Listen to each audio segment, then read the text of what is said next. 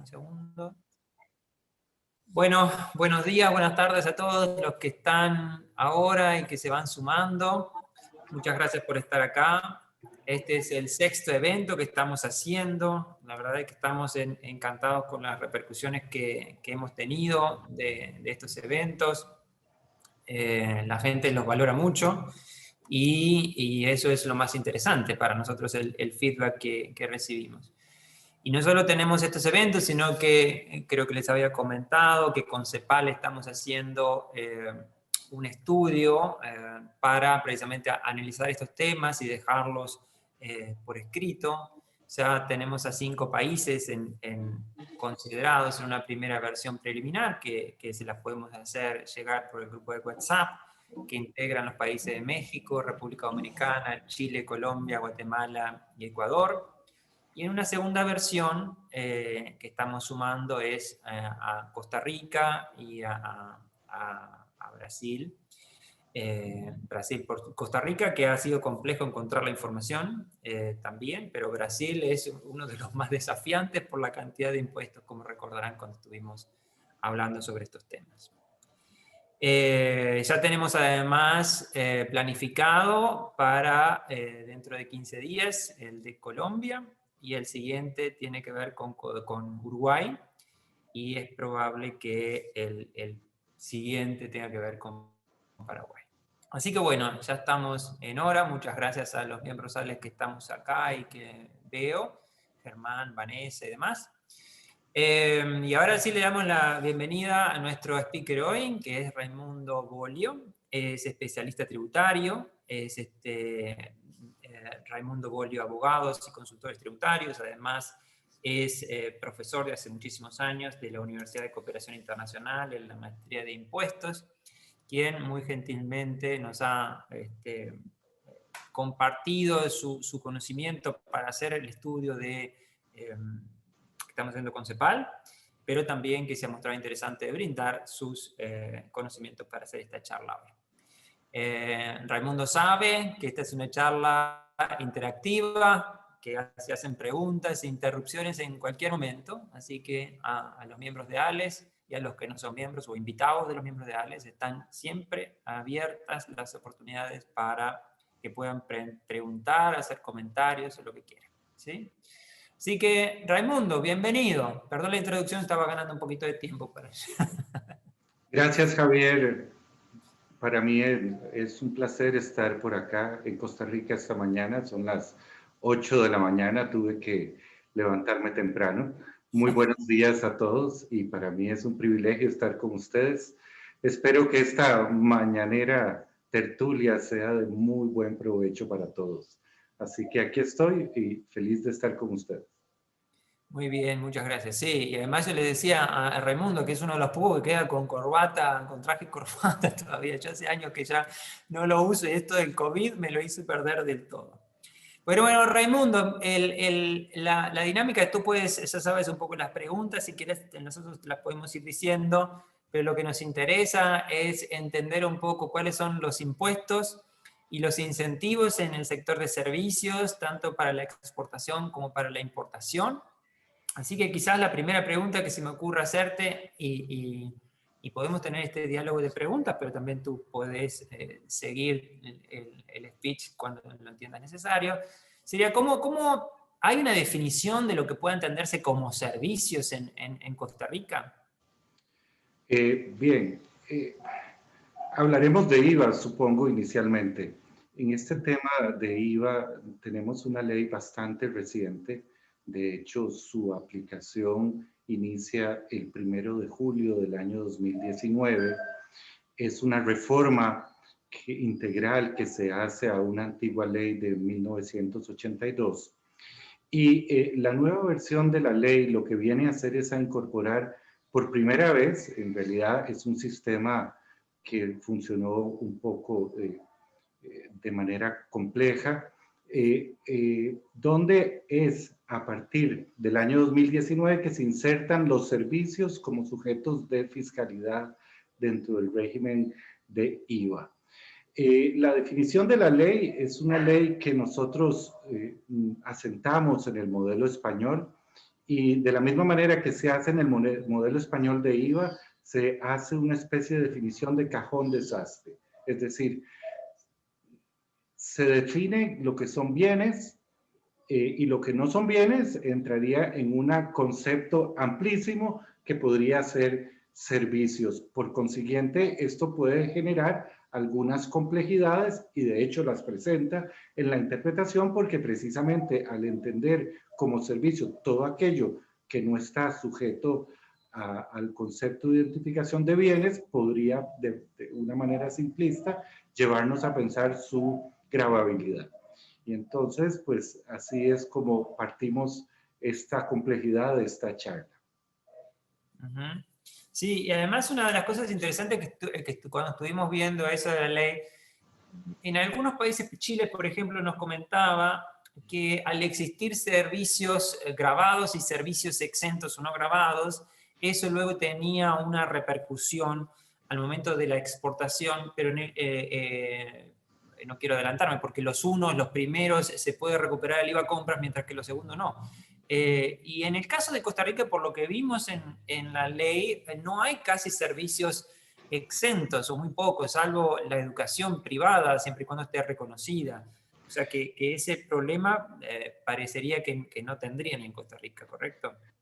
Pues no te creas, en realidad tenemos una lista bastante amplia precisamente de exenciones subjetivas, es decir, asociadas a distintas instituciones que a la hora de prestar sus servicios estarán exentos. Es interesante porque existen dos casos específicamente en relación con esta parte subjetiva, exenciones subjetivas, en realidad no sujeciones, en donde no solo en la adquisición de servicios, sino en la venta de servicios podrán encontrar la exención en ambos supuestos. Estos son instituciones, una institución internacional que se llama EART, una institución que se dedica a la actividad agrícola internacional. Tenemos la versión de INCAE, de Harvard para América Latina, también tiene esta particularidad. Y la Cruz Roja tiene esta significancia también. Desde el punto de vista de exenciones, sí, efectivamente, como mencionas, la educación es un modelo, cuando estás dentro de educación formal, un modelo donde tenés exención en cualquiera de sus actividades de acreditación, desde preescolar hasta ya maestrías. No así, por ejemplo, los servicios educativos ya más de tipo de acreditación de cursos y cosas no formales. Y además también algunas actividades exentas en relación a radios, a actividad telefónica. Entonces, dime. Entonces, desde esa perspectiva, existe más planteado desde una óptica subjetiva las exenciones particulares. En relación con el tema de acreditación, y aquí nosotros vamos a seguir un concepto específico sobre la necesidad de que sean contribuyentes quienes sean las personas sujetas, de acuerdo al artículo 4.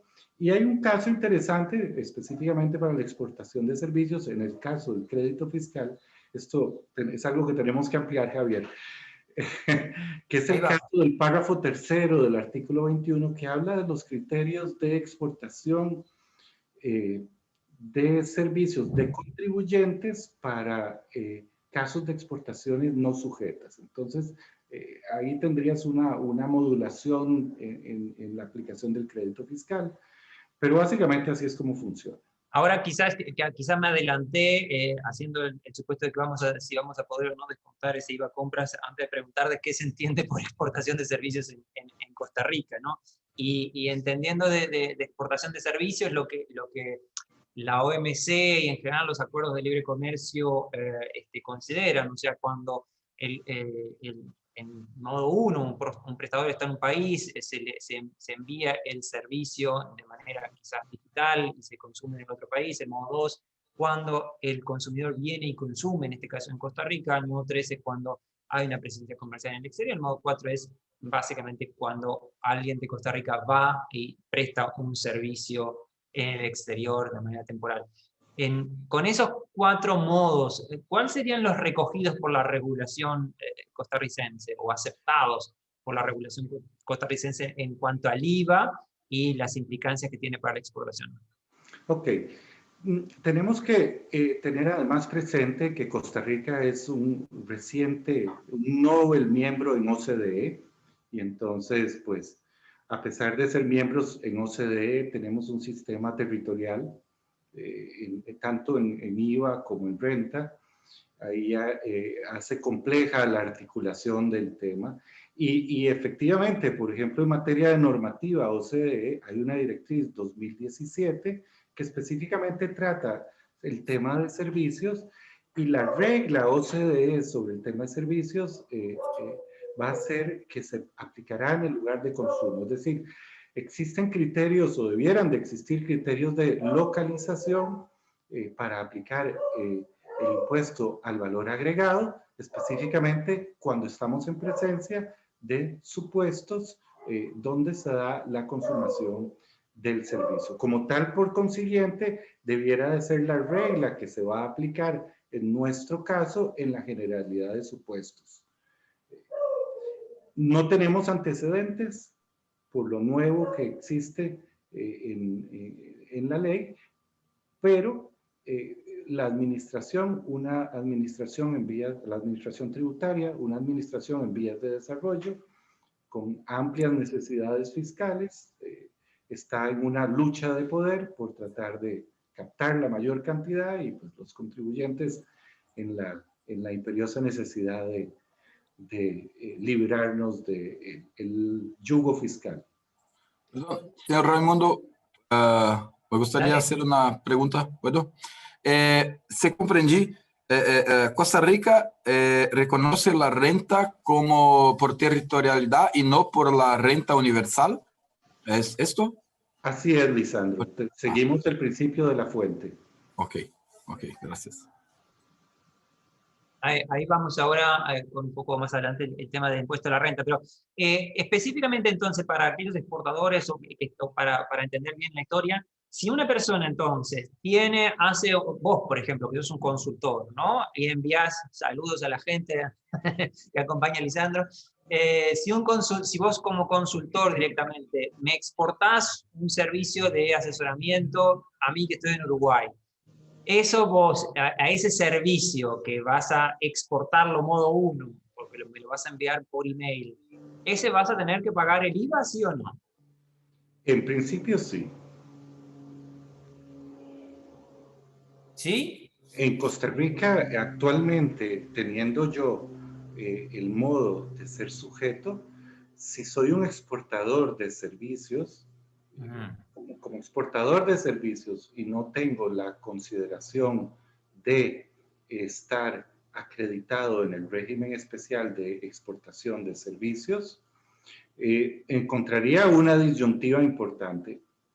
Esto se opone a lo que acabo inicialmente de mencionar sobre la normativa OCDE, desde el punto de vista que si yo va a ser consumido en Uruguay por consiguiente, lo cierto es que si yo como consultor tengo mi oficina y tengo mi sede para desarrollar acá en Costa Rica, la administración tributaria, a través de recientes pronunciamientos del año 2021, ha empezado a complicar el problema de neutralidad fiscal. Entonces, aquí, como dije al inicio, hay algunos temas en pugna. Hay 3 criterios recientes del año 2021 en donde específicamente nos contradice esta directriz OCDE, y entonces ahí es donde tendríamos que tratar el tema de manera amplia. Ajá, Si pero yo más allá de... regla OCDE, si yo aplico regla OCDE y va a ser consumido en Uruguay, no debiera de cobrar. O sea, pero según entiendo, la ley del IVA, según entiendo, creo en el artículo 8, lo que dice: la exportación de servicios siempre que estos sean utilizados fuera del ámbito territorial del impuesto se encuentran exentas del pago de IVA. Entonces, si se encuentran fuera del ámbito territorial del impuesto, y en este caso, en el ejemplo que te comenté, estarían fuera del ámbito territorial, porque el consumo se daría en el caso de Uruguay. Claro, claro. Pero entonces, no entendí por qué tu planteo de que sí pagarían por ese modo. No, lo que estoy diciendo es que es la interpretación de la administración. Por ejemplo, hay una opinión reciente, la 064-2021, que en el caso de contribuyentes que exporten servicios, entonces, y como planteaste el caso personal, entonces esta situación ha venido actualmente a vulnerar lo que va a ser el principio modular de IVA, cuál es el principio de neutralidad fiscal. Es un poco absurdo y efectivamente concuerdo contigo. Yo sigo la corriente de la regla OCDE, que además el artículo 8.1 expresamente lo menciona, pero también el reglamento expresamente que los servicios que se utilicen fuera del territorio de la República estarán exentos. Este es el punto de vista mío y es el punto de vista de la regla OCDE. Correcto, y además sin conocer lo que dice la 064 de la Administración Tributaria, es lo que parecería indicar la ley, pero bueno, medio de locos. Y lo mismo aplica según este criterio, entonces, que tú dices que interpretó Hacienda, se puede extender a una empresa de software, obviamente. Cuando una empresa de software que recién había, antes no me acuerdo quién era, si era Linet. Según esta interpretación, Linet, al momento de exportar software desde Costa Rica, tendría que aplicar el IVA, lo cual es un reverendo disparate. Es un verdadero disparate. Ahora bien, nosotros debiéramos de seguir un régimen. Dentro de la modulación de las exenciones encontramos algunos aspectos importantes y específicamente para exportadores, aquellas empresas exportadoras que tengan un 75% sustentado en sus exportaciones, tendrán la prerrogativa de gozar de un régimen de exención en la adquisición y en la transmisión. Claro, pero eso ya ese tiene que ver con el IVA compras, no con el IVA de ellos. Bueno, pero es que de repente los exportadores de servicios que puedan inscribirse como tal en la prestación de servicios tendrían esa ventaja desde el punto de vista funcional de frente a una administración tan agresiva. Sí, ahí volvemos con eso del IVA compras en un minuto, pero quería saber con la casuística de el modo 2 es un poco complejo a menos que existan ciertos regímenes específicos y por lo que entiendo no, ahora no me acuerdo, pero dame un segundo, me voy a bichar, pero creo que en Costa Rica no hay, en este momento hay tarifas reducidas, por ejemplo, para algunos sectores de IVA, pero no hay exenciones, por ejemplo, para el turismo o algo así.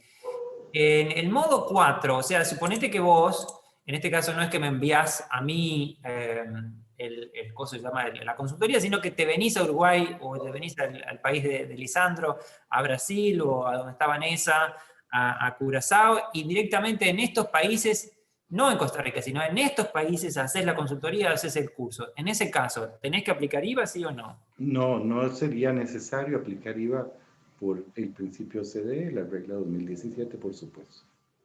Ok, y ahí no hay interpretación por ahora, por el momento de Hacienda. Ok. Sí, no la hay. Bueno, buenísimo. Entonces, ahí hay un gran concern entonces de oportunidad de mejora con eso. Vamos a tener que analizar esa interpretación que hace que decías vos de Hacienda. Pero ahora sí te pregunto en relación a qué pasa con el IVA compras, que es uno de los problemas que creo que estás ahí, si estás, ¿cómo se llama? Joaquín, a través de Nicolás. Pero que te lo decía al comienzo, que en algunos países, y en particular, que recuerdo en el caso de Chile específicamente, como el tema de vos tener un servicio exento o no exento Y respecto a las posibilidades de recuperar o no el IVA compras, o sea, el IVA que está en el proceso y que van a ser tus insumos para vos para exportar. Entonces, si es una empresa que tiene mercado local y que vende en el mercado local, obviamente no hay problema porque se compensan esas cosas. Pero estamos hablando de una empresa que tiene una exportación en una cuantía bastante importante o que directamente que 100% están destinadas a la exportación. Entonces ahí hay una cosa interesante en Costa Rica, si mal no entiendo, que es lo que tú mencionabas hace un minuto, que en principio que no existen servicios exentos, salvo específicas empresas, pero desde el punto de vista sectorial, entiendo que, por ejemplo, la educación privada siempre que esté declarada como tal, pero en el resto de los casos existe siempre una tarifa de IVA y que se podría entonces exonerar siempre y cuando tenga el 75% dedicado a la exportación y siempre y cuando exista un registro frente a Hacienda, que es el registro de exportadores frente a Hacienda.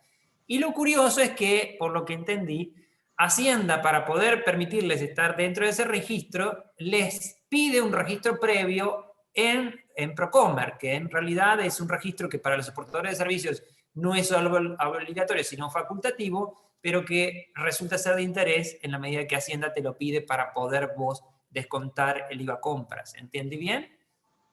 Es correcto. Ok, buenísimo. Es correcto. Recordemos que al inicio del tratamiento estábamos hablando del caso del artículo 21 y específicamente el caso del artículo 21 de la ley nos habla del supuesto, y vamos a mantener el mismo ejemplo, Javier, que tú decías, en donde yo voy a Uruguay directamente, es decir, un caso de un contribuyente que presta un servicio fuera de la República y para eso hizo una adquisición, compras, este servicio es exento, como dije anteriormente, yo no soy un exportador de servicios inscrito, bueno, tendría derecho a la deducción del crédito sin ser parte de este régimen especial. La otra posibilidad es porque vuelvo al principio de neutralidad fiscal y es crítico entender que uno de los elementos esenciales del impuesto al valor agregado, tanto en Costa Rica como en general, es el criterio de la neutralidad. Es decir, que lo que queremos efectivamente sujetar a imposición va a ser aquel componente que vamos a insertar, el valor agregado que vamos a tasar para la creación o la prestación del servicio. Y por consiguiente, en el concepto de exportación de servicios también, cuando somos una empresa autorizada, como para prestar este servicio que va a ser un propósito exportable, voy a tener que adquirir otros servicios sujetos. Al entrar dentro de este régimen especial, tendré la posibilidad de adquirir estos servicios también no sujetos con el propósito de no afectar la neutralidad en la venta. A ver si te entendí bien. Tú me decís que además de esa posibilidad de que no recuerdo cuál es el artículo o la normativa que nos 21, párrafo tercero. Pero me refiero a que según lo que yo conté, que vos tenés, si sos una empresa que exporta el 75%, vos si te registrás en Hacienda, podés tener el crédito del IVA compra. Pero vos también me dijiste ahora, si entendí bien, es que además tenés esa posibilidad por el artículo 21. ¿Entendí bien o no? Lo entendiste correctamente. Y esto es importante porque ese tercer párrafo no habla del caso del exportador del 75%. Entonces, y habla específicamente del tema del crédito. Y está en proceso de perfeccionamiento este párrafo tercero, pero es lo que dice la ley. Ok, buenísimo. Ahí preguntaban cuál es la tasa del IVA para la exportación de servicios y eso dependerá si efectivamente, aun cuando que para mí la ley dice una cosa y que lo que dice Raimundo es, si entendí bien, que no debería aplicarse al modo 1 esto del IVA, pero que, según manifestó también por una interpretación de Hacienda, sí debería. En ese caso, la tasa de IVA depende de cuál sea el sector, y por lo que entiendo, la tasa general de IVA es de 13%, si estoy bien, ¿correcto, Raimundo? Sí, efectivamente, nosotros tenemos el modelo IVA que seguimos, es un modelo IVA que en principio todo está sujeto en una tarifa progresiva que va con un marginal máximo del 13%, desciende al 4%, al 2% y al 1%. Perfecto. Sonia, he leído tu pregunta, dame un segundo, cuando lleguemos a importaciones ya lo vamos a hacer. Y en relación a lo que te decía antes del asunto de lo que dijimos, que son muy pocos los sectores de servicios que están exentos de IVA, pero supongamos el caso de la educación privada que sea reconocida, que en ese caso entiendo que es exento de IVA. ¿Qué sucede con ese IVA compras? ¿Es posible recuperarlo para el caso de que haga exportación de servicios, ¿no? ¿O no? Vamos a ver. Cuando sí, es posible tener un régimen de acreditación, por supuesto. Nosotros tenemos un régimen de acreditación ordinario, similar al modelo español, en donde pues vamos a tener la posibilidad de acreditar aquellas compras que, repito, la idea es modular el sistema desde un principio de neutralidad. Entonces, sí, efectivamente, podremos... Pero si el servicio está exento, ahí, aún así, estando exento, ¿puede recuperar el IVA compras cuando lo podría ser, porque el problema que yo voy a tener en este caso específico de la educación es cuando yo voy a comprar un servicio para educación, debo de procurar que me sea vendido, que me sea vendido exento como tal. Pero no siempre sucede este tema y específicamente con educación así se da. Entonces, de lo contrario, tendría que proceder a pedir una exoneración en el caso en que sea necesario para poder mantener la modulación. Es decir, cuando yo estoy en presencia específica del caso de educación, si no pido la exención y me es dada para como tal, me la van a cargar.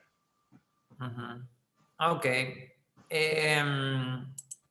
En relación a, obviamente que no solo yo puedo hacer preguntas, cualquiera que está acá puede hacer las preguntas en voz alta, porque si no, me desgasta la voz. Alejandro, con gusto. Sí, pero ahí a Alejandro le encanta el impuesto a la renta, es justo de lo que nos vamos a meter en este momento.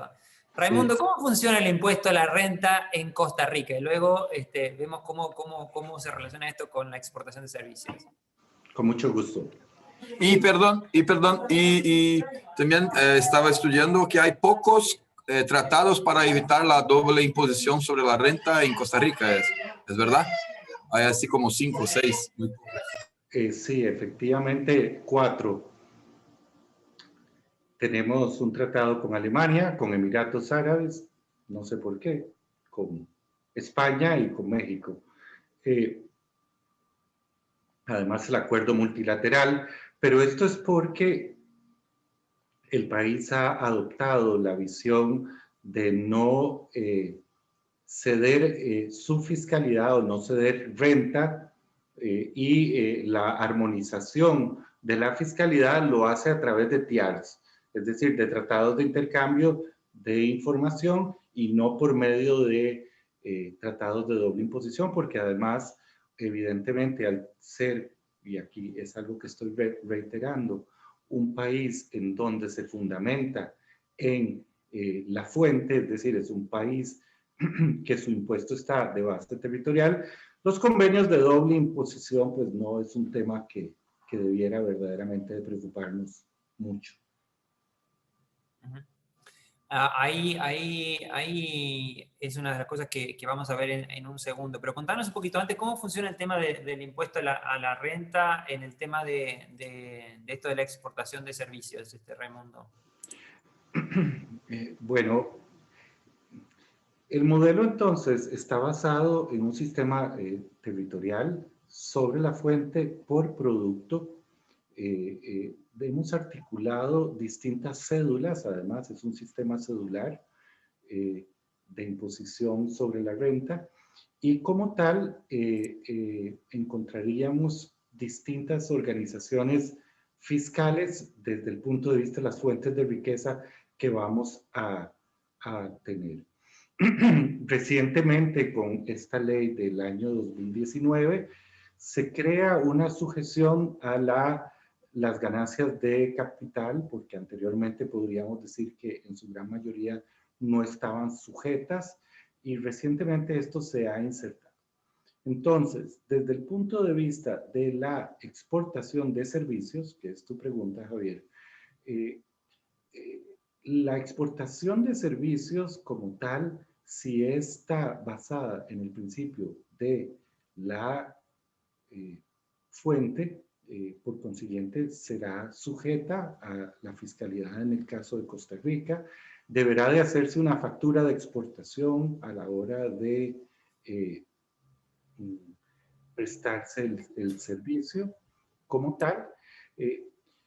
Excepto, por ejemplo, que sea yo quien vaya a Uruguay, y en ese caso, pues, por el principio de la fuente, no tendría que tributar por una conferencia que dé por allá, por ejemplo. Eso sería un tema distinto. Está bien, o sea que el principio es que, salvo que no lo mencionaste, pero salvo que estés en zona franca, todo el resto va a tener que pagar impuesto de la renta al momento de exportar servicios desde Costa Rica. ¿Entendí bien? Bueno, tenemos un sistema importante de zonas francas en el país que dan exenciones efectivamente sobre servicios, bienes y otros tantos más por alguna cantidad de años, y sí, así es.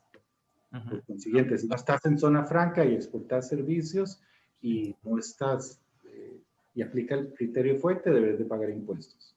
Ok, Sí. salvo que estés, por ejemplo, que si te hagas un desplazamiento, que por ejemplo lo que dijiste vos a través del modo 4, en ese caso, al romperse el principio de la territorialidad, ahí no tenés que pagar. Así es. ¿Sí? Yo tengo una consultita. ¿Y si está en zona franca, la exportación de servicios paga cero tax o tiene alguna retención igual? Hola, Paola. Hola, buenos días.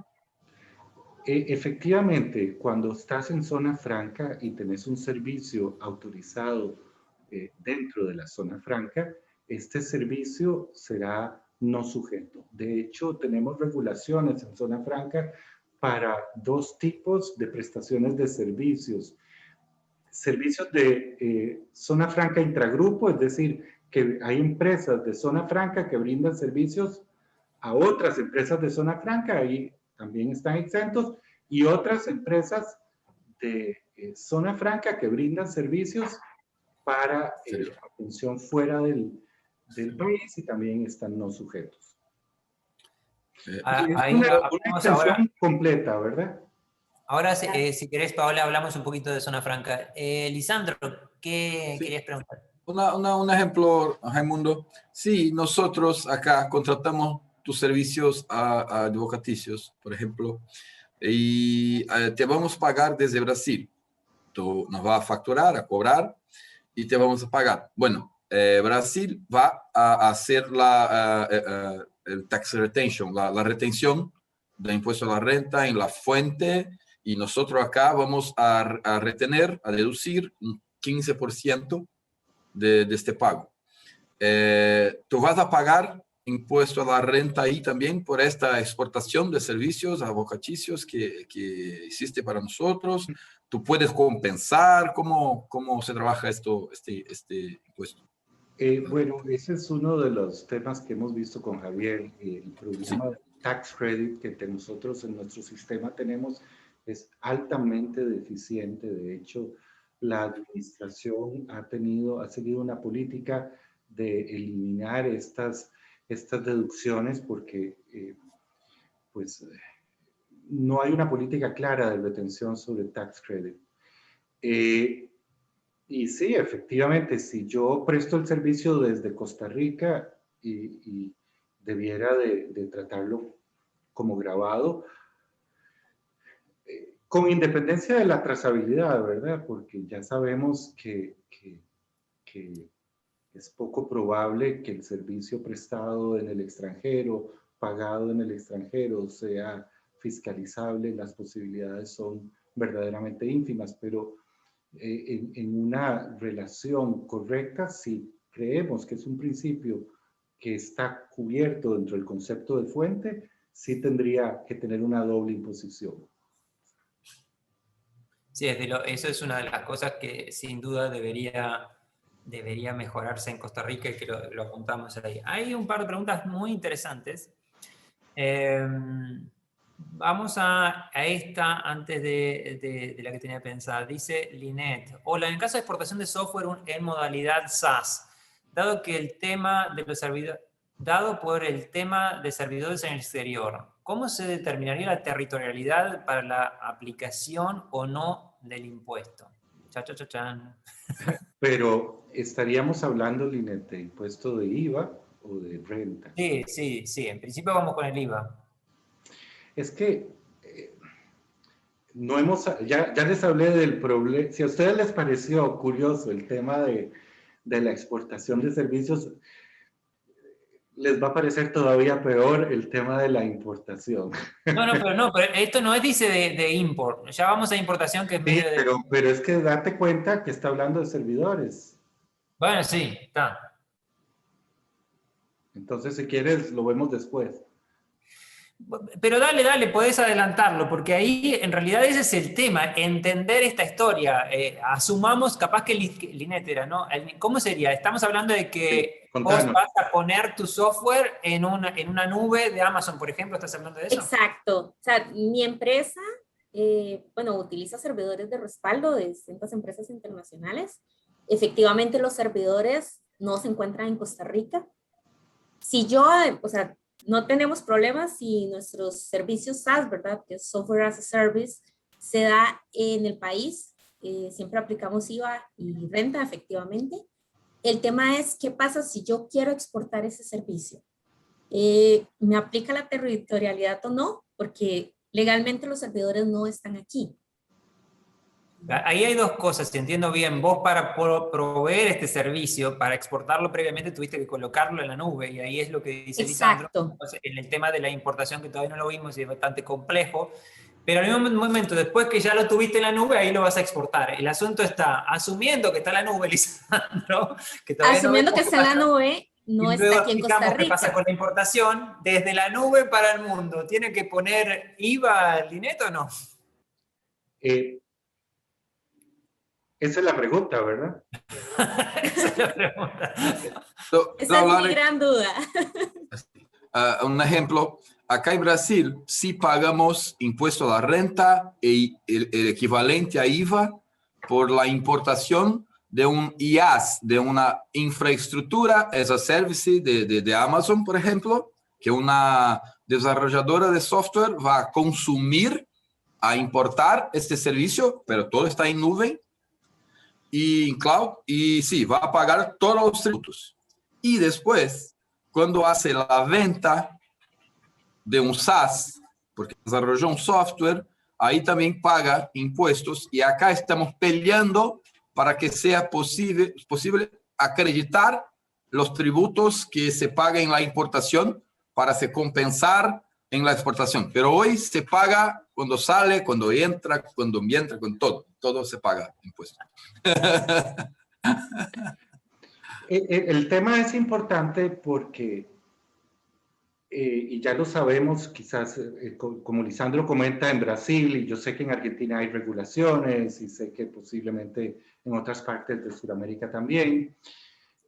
¿A dónde está la nube? Es decir, cuando de repente empezás a comprender que este ciberespacio no está sujeto al territorio, no tiene un concepto tan escaso como el territorio, entonces, y todos queremos grabar estas utilidades, pues de repente algunos países sí tienen regulaciones específicas sobre este tipo de prestaciones de servicios en la nube. Nosotros no las tenemos. Es decir, si esta empresa, aunque sea costarricense, pero basada en el principio de la fuente, desde la nube le vende a un tercero y recibe el dinero fuera del país y todo, pues es un típico caso de aplicación del principio de territorialidad que no debiera estar sujeto.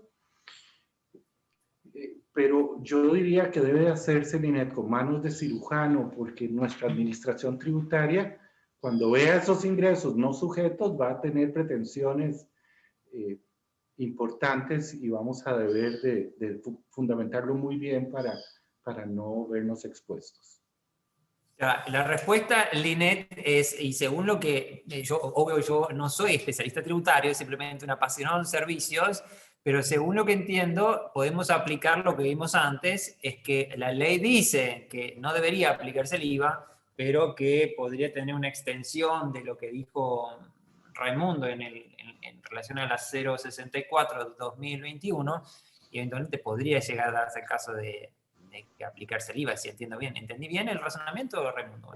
Sí, en este caso del INET es diferente porque el caso que se dio y que estoy comentando al puro inicio es de una empresa que exporta servicios,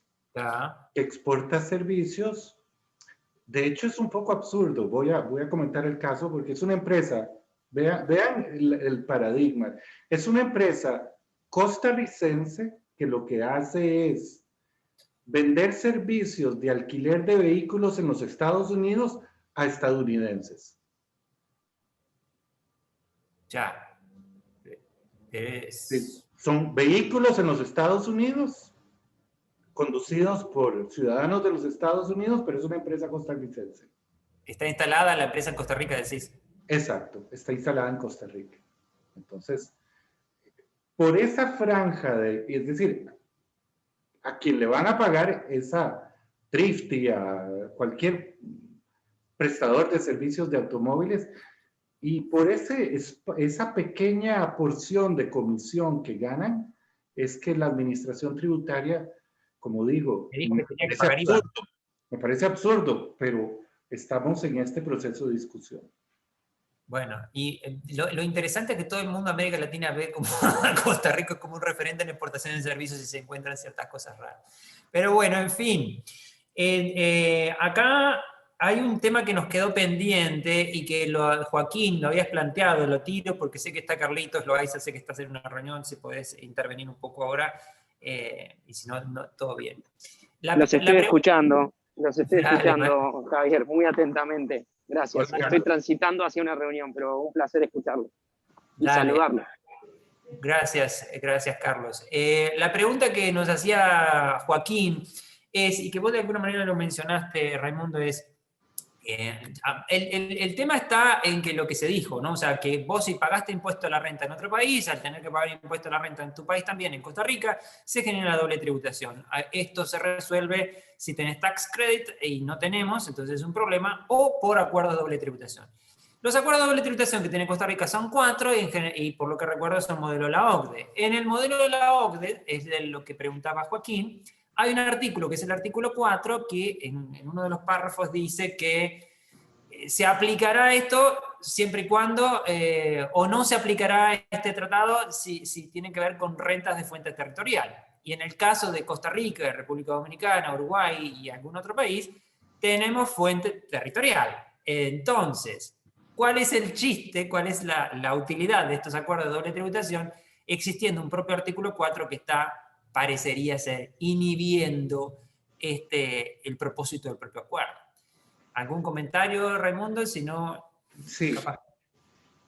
En realidad, efectivamente, el artículo 4 hay que relacionarlo con los artículos 22 o 23, dependiendo del tratado de doble imposición. En el caso de Alemania existe, en el caso de España existe. Nosotros seguimos...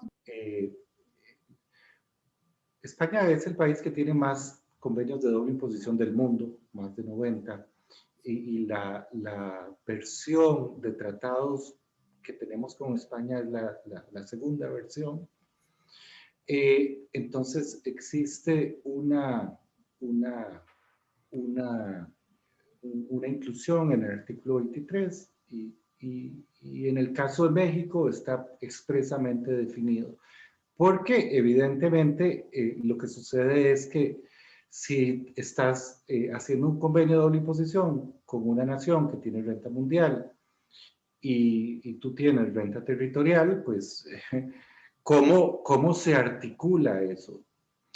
Al insertarse estas regulaciones, lo que viene es a modular la aplicación del tratado. No es que lo hace completamente inaccesible, sino que lo modula y lo deja en algunas actividades. Por ejemplo, servicios. Y voy a comentar el caso de México y específicamente en renta. Nosotros seguimos un withholding tax, un sistema de retención, no del 15%, como el caso de Brasil que mencionaba Lisandro, sino del 25% actualmente, esto producto de una reforma, como mencioné, reciente, que tuvimos en renta. Lo que se hizo fue transformar el concepto que nos había dado mucha complejidad entre asesoría y servicio para unificarse todo en un 25%. Y entonces la tasa general de retención para los no domiciliados es de un 25%. Pero si tratas con el caso específico de un mexicano, podrás aplicar un 10% en aplicación de este tratado. Entonces, la regla del artículo 4 sí está modulado, pero está puntualizado en algunos supuestos, sobre todo porque lo que vamos a tener que aplicar es el criterio del establecimiento permanente para entender cómo es que vamos a ir definiendo la fiscalía en cada caso. Raimundo, entonces, si usted paga a nosotros desde Costa Rica para Brasil, va a retener, por servicio, va a retener 25%. Pero si me paga para México y allá tengo una empresa, ahí va a retener 10%. ¿Es esto? Así es. Perfecto. Dale, Joaquín. Hola a todos, buenos días. Hola, Raimundo. Sí, me queda la duda ahí en el tema de México, porque ese 10% se paga incluso si el pago es considerado un beneficio empresarial dentro del acuerdo.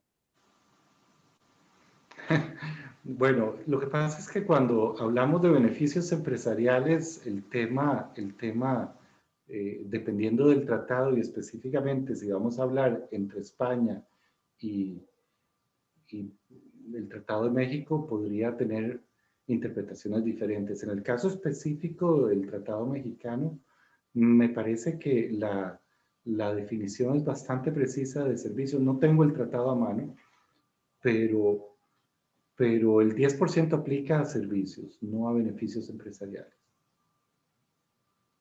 No recuerdo la tasa de beneficios empresariales en este momento, pero se la puedo dar con mucho gusto.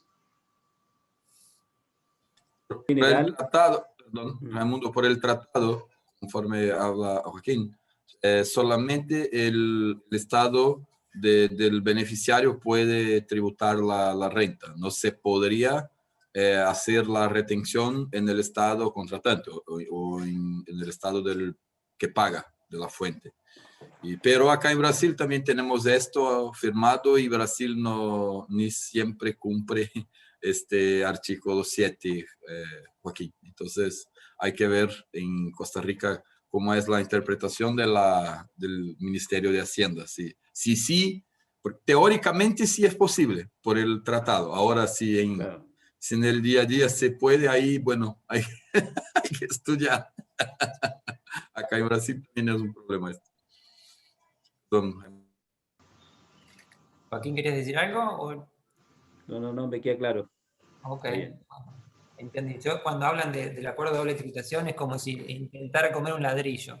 Pero bueno. Claro, lo que pasa es que en general en los convenios tributarios, estos tipos modelos OCDE, es el país fuente, digamos, que el que aplica la legislación. Entonces va a depender mucho de cómo se aplica el convenio para el país, en este caso para el país de destino. Entonces ahí efectivamente está un tema interpretativo que hay que conocer bien la legislación que se está aplicando. Lo que pasa es que nosotros no tenemos este criterio de beneficios empresariales que conozco y sé la trascendencia que tienen en otras legislaciones, específicamente España, por eso mencioné el caso de España, y es cuando hacer la diferencia entre un servicio y un beneficio empresarial. Nosotros no hemos tenido supuestos importantes que yo pueda comentar al respecto por ahora. Ok, bueno, quedan unos minutos y vamos a meternos a uno de los temas más urticantes, creo que yo le comentaba a Raimundo, que tiene que ver con la importación de servicios. Raimundo hemos consultado, pero también hemos consultado a otros especialistas. Yo mismo he leído la ley para atrás y para adelante, de IVA, el reglamento del IVA y otras resoluciones, y aún me persiste la duda. O sea, ¿por qué la duda? Bueno, me va a permitir chequear el machete. O sea que según el artículo 4 de la ley, se consideran contribuyentes las personas físicas jurídicas que efectúen importaciones o internaciones de bienes tangibles, bienes intangibles y servicios las cuales están obligados a pagar impuestos. Quindi, por este artículo 4, que es del principio de la ley, estaría absolutamente claro que todas las importaciones de servicios están grabadas con el impuesto del IVA de tasa general. De hecho, hay otro artículo que creo que es el octavo, o da lo mismo, en el que señala cuál es la base imponible de los servicios, incluso comete un error según nuestra interpretación porque los asemeja a los bienes y los bienes los refiere a los 5 terms, cosa que no existe en servicios. Y además, en esta línea, el artículo 3, numeral 2 del reglamento de la ley, hablando precisamente del lugar de la realización del hecho generador, señala que por prestación de servicios realizados en el territorio nacional, se entenderán los que se presten o se consuman en el territorio nacional, así como aquellos en los que el contribuyente adquiere de parte de un prestador no domiciliado en el territorio nacional un servicio que es utilizado en el territorio nacional. Parece que con esto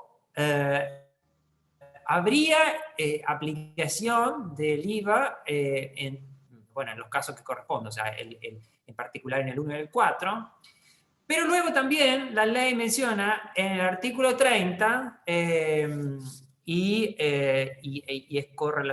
tiene su correlato esto en el artículo 1 del numeral 46 del reglamento, habla de los servicios digitales transfronterizos. Y cuando habla de los servicios digitales transfronterizos en el artículo 30, se refiere a lo que se dijo en el 4, que es un poco lo general antes. Y bueno, estos servicios digitales transfronterizos son cuando son prestados por internet o plataforma digital y a consumidores finales según la ley y o incluso a empresas por parte de un proveedor que se encuentra domiciliado fuera del territorio nacional o con fin de consumo en el territorio nacional. Entonces, la discusión que plantea Raimundo, y es que según, capaz que no te adelanto, ¿qué opinas de todo esto, Raimundo, tú? Para no poner lo que tú dices, dilo tú. Gracias, Javier. Ok. Nosotros hemos, como ya mencioné, por lo reciente de la ley, venimos con una evolución en la producción normativa, en la interpretación de las leyes. La ley de IVA es muy escasa, son apenas casi 45 artículos. Fíjense que esto hace alguna complejidad y a la hora en que se articula su reglamento, pues nos damos cuenta de que habían algunas incongruencias. Y específicamente hablamos de importación de servicios. En el tema específico de importación de servicios, un poco por lo que plantea Javier, si uno lo lee rápidamente, pues de repente entonces llegaría a la conclusión que la importación de servicios está sujeta. Pero esto, pues, primero, contraviene todo el fundamento del IVA en el sentido de que al IVA de Costa Rica. Es un IVA basado en el principio de la territorialidad. Al ser reglas OCDE, lo que nos va a importar es que sea este prestador del servicio quien va a generar una interconexión. Pero este artículo 4 específicamente, que nos dice quiénes son contribuyentes, también, y ahí es parte de la clave, no son solo los que importen servicios, sino que estén radicados o que estén inscritos, porque existe una conexión entre el artículo 4 y el deber de inscripción que resulta o deviene sustantivo a partir de las obligaciones formales. Y entonces, la conclusión sobre el tema de importación de servicios es que se hace una modificación del concepto de contribuyente, porque si de repente ustedes que están fuera de Costa Rica van a prestar servicios, no tendrían que inscribirse en mi país ni van a ser sujetos a fiscalidad. Lo que se hace es una inversión ideal del contribuyente para que no sea el contribuyente el prestador del servicio, sino que va a ser el consumidor en el caso de la importación de servicios. Y entonces no podríamos asimilar o aceptar que es una generalidad de los casos que está sujeto a fiscalidad, sino limitado a esta lista que le pasé hoy a Javier, actualizada, que acaba de cambiar al 1 de julio. Es una lista de lo que llamamos servicios transfronterizos, porque entonces se hace una inversión del contribuyente. Y actualmente tenemos 71 casos de empresas que son domiciliadas fuera de Costa Rica, pero que por prestar sus servicios de forma transfronteriza a consumidores nacionales, en algunos casos digitales, pero otros digitales como Netflix puede ser, o como Amazon, pero otros inclusive un poco más como Uber, por ejemplo, que ya tenemos entonces una actividad distinta. Entonces se hace una inversión del contribuyente y entonces se establece un deber de retención para que sea el consumidor local, consumidor costarricense de cualquiera de estos 71 servicios, quien a través de esta retención deberá de cumplir con el deber del pago del impuesto. Una cosa que me queda claro definitivamente leyendo estas tres normas, la ley, el reglamento y la resolución de Hacienda, es que sí, o sea, que los que tienen que pagar estos de los servicios digitales transfronterizos que se enumeran de manera específica, esos definitivamente tienen que pagar impuesto al IVA, sea que tengan la posibilidad de inscribirse ellos mismos o bien retenido por las tarjetas de crédito. Pero mi pregunta específica es, suponete, yo te dije hoy que vos eras el consultor. Ahora en este caso soy yo o cualquiera de los que estamos acá, somos consultores, estamos en nuestros países y te mandamos la consultoría por email, ¿sí? O le subimos, sí, te mandamos por email. O paloma mensajera, como decimos en la universidad, no importa cómo es el medio, pero te la hacemos llegar, nosotros no vamos hasta ahí. Y vos la recibís y la consumís en Costa Rica, pero se generó fuera. Entonces, la pregunta por los 10 millones de dólares es, ¿vos tenés que retener IVA por esa importación de servicios? ¿Sí o no? No, es clarísimo el tema de que no debo de retener IVA, solo en los 71 casos que están tipificados en la ley. Clarísimo según tu visión, yo todavía tengo los lentes oscuros. Bueno, pero imaginemos el otro caso, que yo voy, o los que estamos acá, y vamos y hacemos un curso, hacemos cualquier cosa en Costa Rica, ahí. ¿Tenemos que retener el IVA? ¿Vas a tener que retener el IVA haciendo esa importación o tampoco? No, porque nosotros también Y obviamente que lo único que puedo ofrecer es mi visión, por supuesto. Claro, no, seguir siendo un no domiciliado. Nosotros seguimos el criterio de domiciliación, es el criterio de domiciliación normal de 180 días. Ok. Y en relación al impuesto a la renta, en el primer caso, ¿me tenés que retener impuesto a la renta? Sí, por supuesto. Tengo que retenerte un withholding tax de un 25%. Buenazo. ¿Y en el segundo, de cuando voy? Lo mismo. Brillante. Pregunta sobre esto. Para mí, ya digo, hemos consultado a otros especialistas y con relación al tema del impuesto a la renta no habría discrepancias, pero el primero sí hay discrepancias y es importante que se sepa que hay opiniones divergentes en este tema. ¿Alguna pregunta sobre eso? Si no, brevemente podemos hacer, porque se mencionó, creo que alguien, Paola, hablaba de los incentivos y estamos en 2 minutos, pero una cosa interesante que el régimen de incentivo que es por excelencia en Costa Rica son las zonas francas, y ahí Colombia lo vamos a ver dentro de 2 semanas, pero también tiene un régimen de zonas francas, pero según mi visión, me parece que el régimen de Costa Rica es muy competitivo, pero también, y sí, obviamente sin jugar para donde estoy, creo que el de Uruguay incluso es más competitivo, pero ahí capaz que nos puedes dar unas pinceladas de las características del sistema de zonas francas de Costa Rica, Raimundo. Claro. Bueno, el sistema de zonas francas se encuentra sustentado en un régimen de inversión inicial relativamente bajo, dependiendo de si vamos a invertir en lo que sería parque industrial o fuera de parque.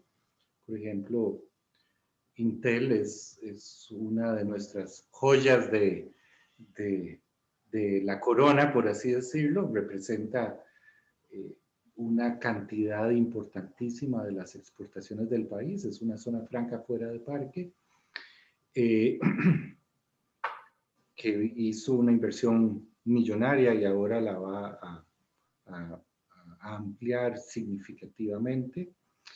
Y entonces, pues, básicamente lo que vamos a poder generar acá es un ofrecimiento de exención total de cualquier tributo,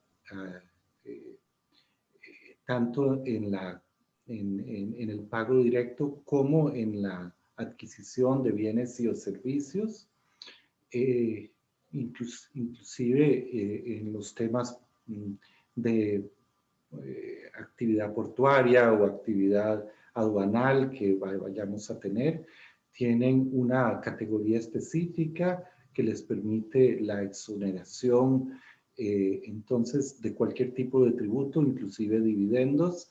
Y entonces desde un punto de vista real vamos a poder generar por la conexión, porque aquí esto yo diría que a diferencia de Uruguay, sí es una ventaja que tenemos, digo, como para que el pulso se incline, estamos en el ombligo de América, estamos en el centro de geopolíticamente estamos de acuerdo, pero estamos hablando del sistema. Pero hay una cosa... es más barato el tema del transporte. Y hace más calor en Costa Rica, yo encantado de estar ahí. Mirá, sí. No hace tanto calor, pero sí, sin duda. ¿Qué sé yo? Básicamente lo que hacemos es combinar factores como puede ser la seguridad jurídica, la seguridad de inversión, la paz, la seguridad en el tema impositivo, pues y obviamente el criterio de educación que se puede encontrar por lo menos en Costa Rica, y esto hace que sea una zona interesante de inversión. Correcto. Hay una de las cuestiones y para ver el régimen con relación a Colombia, por ejemplo, no sé si hay en República Dominicana, pero también tiene zonas francas, o Ecuador me consta que también, y Uruguay, pero una de las cosas interesantes de Costa Rica es que, no tiene ningún impuesto, que a diferencia de Colombia hay una reducción. Pero quizás uno de los desafíos que al menos viéndolo desde el punto de vista de Uruguay, hay que hacer una inversión que tú dijiste, y en el caso de un parque industrial, si mal no recuerdo, son de $150.000, y si estás fuera de un parque, o sea, vos podés encontrar empresas en Costa Rica que son en un apartamento como donde estoy yo, puede ser bien una zona franca. En ese caso, si mal no recuerdo, la inversión son $2 millones, una cosa así. Y que tenés unos años, incluso hasta 3 años para poder hacerlo, pero tenés que hacer esa inversión y luego, terminado el plazo de concesión, que creo que son 8 años, tenés que volver a hacer esa reinversión si acaso querés tener el sistema, ¿no?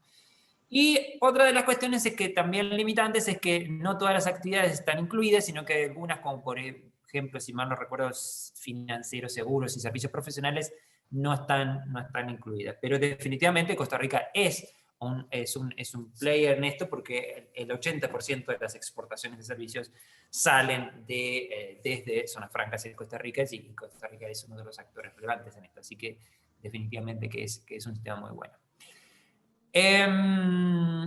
La última pregunta, si a menos que haya alguna por ahí, es ¿cuáles serían tus oportunidades de mejora que le propondrías a las autoridades regulatorias en Costa Rica para mejorar en esto de las exportaciones e importaciones de servicios? Bueno, ya vimos el tema del tax credit, que es un tema importante, pero necesitamos legislación sobre el tema específico, tanto de importación como de exportación, para que haya una mayor seguridad jurídica. Yo empecé la charla de hoy comentando un tema que a mis efectos podría resultar absurdo, en el tema de la exportación de servicios, y en este sentido es necesario que exista una mayor puntualización de la ley sobre estos temas para que no existan dudas, porque pues yo hago esto hace 28 años, amo lo que hago, me encantan los impuestos, pero por lo complejo es que precisamente tengo trabajo y efectivamente eso nos lleva a encontrar algunos puntos de discusión. Entonces hay que tener cuidado, y si queremos generar y ser un motor sobre exportación e importación de servicios, uno de estos aspectos fundamentales es la claridad impositiva. Sí, definitivamente. Y ha sido quizás curioso para nosotros encontrar estos gaps interpretativos en un país que es tan importante, y no es porque estés acá tú, sino que siempre lo decimos en esto de las exportaciones de servicios en América Latina.